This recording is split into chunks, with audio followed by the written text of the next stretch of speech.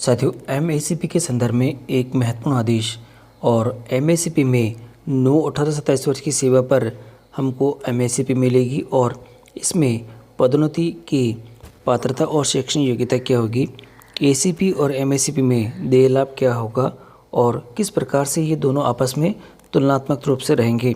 विकल्प पत्र का प्रारूप क्या रहेगा, क्योंकि हमें एक विकल्प पत्र भी देना होगा अगर हमें एमएससीपी की आवश्यकता है और हम इसे लेना चाहते हैं। तो साथियों, इस आदेश के अंदर क्या क्या बातें बताई गई है और किन को ये देय होगा, किन को ये देय नहीं होगा, इन सभी चीज़ों की जानकारी आपको आज के इस वीडियो के अंदर मिलेगी। तो आप वीडियो को शुरू से अंत तक जरूर देखें और यदि आप हमारे चैनल पर नए हैं तो चैनल को सब्सक्राइब करके रखें, जिससे कि इस प्रकार के जो अपडेट हम आपके लिए लेके आते हैं आपको सबसे पहले हमारे चैनल के माध्यम से प्राप्त होते रहें। तो साथियों, शुरू करते हैं आज का वीडियो। साथियों, एमएससीपी के संदर्भ में एक महत्वपूर्ण आदेश है कार्यालय जिला शिक्षा अधिकारी मुख्यालय माध्यमिक बीकानेर के द्वारा, और आदेश एमएससीपी के संदर्भ में महत्वपूर्ण है और इस आदेश में बताया है वित्त विभाग की अधिसूचना क्रमांक जो कि दे रखी है के द्वारा राजस्थान सिविल सेवा पुनरीक्षित वेतन नियम 2017 के नियम 14 में संशोधित आश्वासित कैरियर प्रगति स्कीम एमएससीपी साथियों योजना दिनांक 1/4/2023 से लागू की गई है। और यहाँ देखिएगा, ये योजना जो है वो 1/4/2023 से लागू की गई है, जिसके अंदर कार्मिक की जिस सेवा संवर्ग में नियमित नियुक्ति हुई है उसमें से उसे 9-18-27 वर्ष की सेवा पूर्ण करने पर उससे संबंधित सेवा के नियमों में उल्लेखित पदोन्नति के पदों के लिए निर्धारित पे मैट्रिक्स लेवल स्वीकृत किया जाएगा। और पदोन्नति पद की पात्रता अथवा देखिए यहाँ पर एक नई चीज़ हो रही है, पदोन्नति पद की पात्रता अथवा शैक्षणिक प्रशिक्षण योग्यता नहीं होने पर नियम 14(5) में अंकित पे लेवल स्वीकृत किया जाएगा।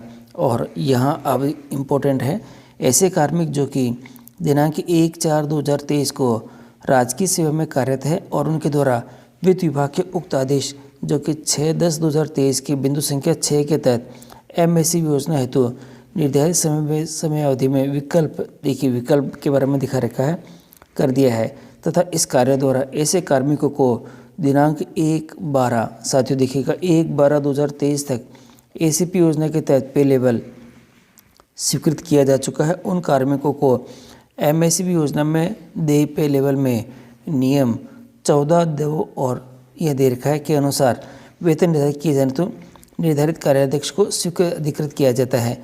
तो यहाँ पर कुछ जो इम्पोर्टेंट बातें ये मैं आपको दिखा देता हूँ कि देखिएगा यहाँ जो कि महत्वपूर्ण आ रही है कि आपको एमएससीपी मिलेगा और इसमें यहाँ पे कुछ लाइनें यहाँ आ रही है, पदोन्नति की पात्रता अथवा शैक्षणिक प्रशिक्षण योग्यता नहीं होने पर यहाँ पर दे रखा है 14(5) में अंकित जो पे लेवल में स्वीकृत किया जाएगा। और इसके अनुसार एक चीज़ और आ गई है कि यहाँ पर विकल्प के बारे में भी विकल्प प्रस्तुत करने के बारे में भी यहाँ पे बता दिया गया है।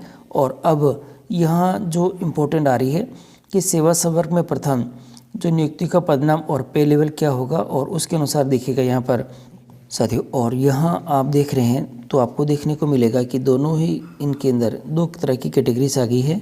एक में तो यहाँ पे पदोन्नति की पात्रता रखने वाले हैं और यहाँ नहीं रखने वाले हैं, और जो पहले वाली स्कीम है उसके अंदर दोनों को सेम बेनिफिट मिल रहा था। और यहाँ पर अब देखिए यहाँ पर अब जो मिलने वाला है उसमें भी यहाँ पर सेम ही बेनिफिट यहाँ पे आपको दिखाई दे रहे हैं। और यहाँ पर जो L जो 8 है उसके अंदर जो प्रशासनिक जो दे रखे हैं उसके अंदर यहाँ भी 2 कैटेगरीज है और इसके अंदर भी पहले तो दोनों में सेम थे और यहाँ अब भी दोनों में यहाँ पे वापस ये सेम ही दिखाई दिए गए हैं। और किस तरह से यह बेनिफिट है या नहीं है वो आप यहाँ पे देख सकेंगे। कनिष्ठ सहायक है जो कि L5 के अंदर अपने पास में दे रखे हैं और इसके अंदर भी 2 कैटेगरीज दे रखी है और दोनों कैटेगरीज के लिए जो कि पहले क्या था ये पहले का है और अभी इसके साथ में बाद में का आ जाएगा। जो एमएससीपी की योजना के अंदर जो लाभ है उसके अंदर यहाँ पे दिखाई दे रहा है। चतुर्थ श्रेणी और जो कि अन्य कार्मिक है L1 के लिए है, तो यहाँ पदोन्नति रखने वाले और नहीं रखने वाले दोनों के लिए दे रखा है। तो यहाँ पर इनकी जो कैटेगरीज है वो दिखा रखी है। तृतीय श्रेणी शिक्षकों के लिए आप देखेंगे यहाँ पर तो आपको एक चीज़ यहाँ पे देखने को मिलेगी, 27 साल में ये पे L13 में थे और एमएससीपी के अंदर ये L14 में आ जाएंगे। तो यहाँ इनको बहुत बड़ा बेनिफिट यहाँ पे मिलने वाला है। और अब इसके साथ नीचे एक चीज़ और दे रखी है जो कि महत्वपूर्ण है, और ये महत्वपूर्ण इसलिए है क्योंकि यहाँ पर दे रखा है दिनांक 1/4/2023 से पूर्व का एरियर डे नहीं होगा। तो ये भी महत्वपूर्ण रहेगा। और इसके साथ ही अब विकल्प पत्र भी इसके साथ प्रस्तुत करने के लिए कहा गया है और मैं विकल्प पत्र आपको दिखा देता हूँ। साथियों, ये हमारे पास में एक फॉर्म है जो कि form of option for the MACP के लिए है। MACP 2023 सी द रूल 14(6) यहाँ पे दे रखा है। और ये आपके पास में जो कि जिनको भी अगर MACP का लाभ लेना है तो उनको ये फॉर्म भर के देना पड़ेगा। और यहाँ पर जो फॉर्म भरने के बाद पूरा ये कंप्लीट यहाँ पे डिटेल आप भर लें और भरने के बाद यहाँ पर आपके जो अंडरटेकिंग में है तो उनके लिए फॉर्म अलग से यहाँ नीचे की तरफ लाइनिंग दे रखी है। तो यहाँ पर सभी चीज़ें आपको यहाँ पे फीड करके ये आपको जो अपने जो हेड ऑफ जो ऑफिस है आपके पास में वहाँ पर इसको यहाँ पे सबमिट कराना पड़ेगा आपके DDO को, जिससे कि आगे की कार्रवाई के लिए वो अग्रेषित कर सके इसको।